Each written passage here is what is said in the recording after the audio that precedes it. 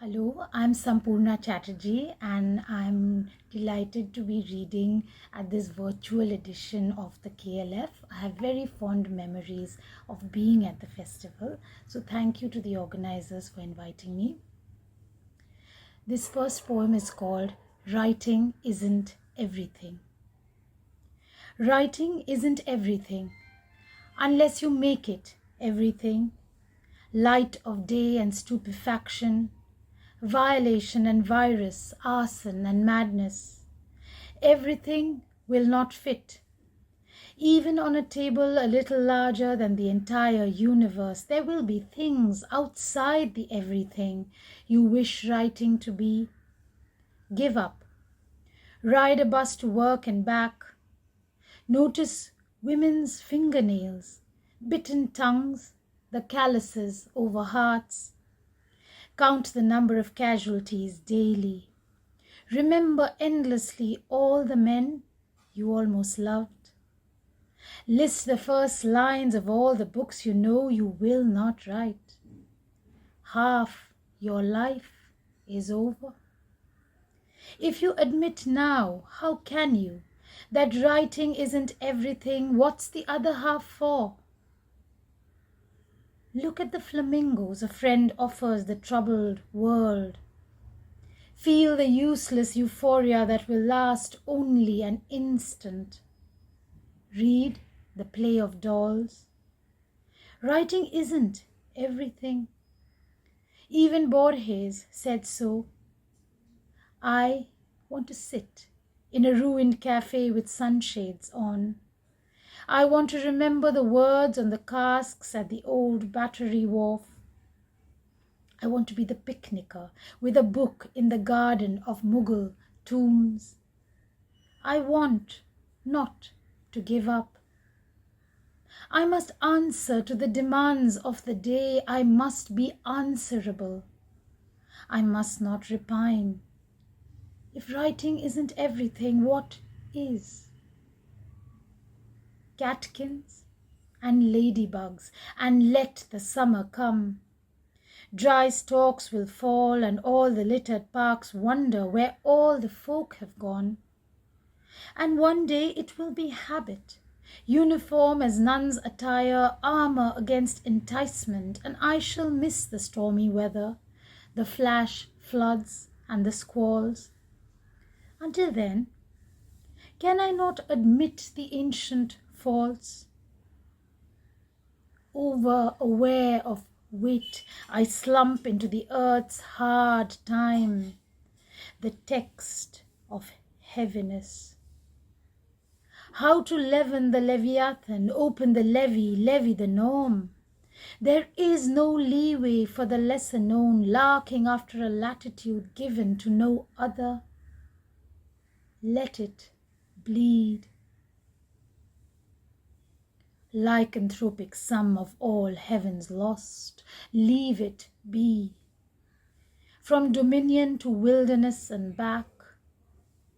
In the end, even the body relents. Everything for the other half that isn't. And the next one is called The Surprise is in the Slowness. Inside the juddering sound of machines forever on, the turn away. What is the source of energy? Or do I mean, is there a source other than energy? Tap the root, the square root that will raise the power, the effective coefficient as a booster in a plant. How could plant hold two such contradictions? Flowering shrub of industry, manufacture of living organism. I must be both. Synthesize the sun into energy nutrient, be the site of making, an industrious plant, rooted in unmechanized soil, turning like the clock through the days, absorbing the brilliance of noon. Process the givens into sap, the juice that runs the systems. Why then also weakens energy worn away by systems, applications, and products? a goof. There is no watery solution to this problem. How to use sap has not been adequately explained. Blunt object, extension of a trench. Fortification is food. Right now, in the eroding light, I choose sapling, more than seed, less than tree, 14 centuries old. And I'll end with a poem from my book, Space Gulliver Chronicles of an Alien. Monsters may do what men may not. In your country, what is a monster? In mine, there are many demons, some hideous, but none beastly, none monstrous in the way you mean. Just God becoming man, becoming beast, becoming God.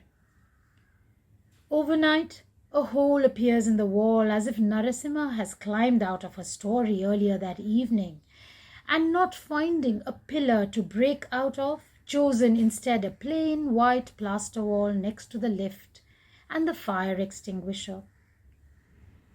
Who among the roistering lads did he come to save from a monstrous father? Which of them in hoods and sneakers was glad to be delivered from Rex Tyrannicus, demon king, doer of terrible penances, capable of standing on one foot for millennia, shaming the son who has a religious streak, turned vegan, reads poetry? Poetry is not plastic surgery, said the poet in her hometown before she left. The limits of individual plasticity, said the lecturer in the seminar room after she arrived. Is there a point beyond which the individual hardens into the concrete unchangeable? Is that you, age 4, and you, age 14, and you, age 41? You've changed, but it's you, all right. The only God is writing, the poet wrote in her book before she left. Yes, but what of the God in disguise, the God who assumes half human, half animal form to tear out the guts of a father before his only son's eyes? Feed him gratitude, stupor him into drinking, slowly, the milk meant for a newborn calf.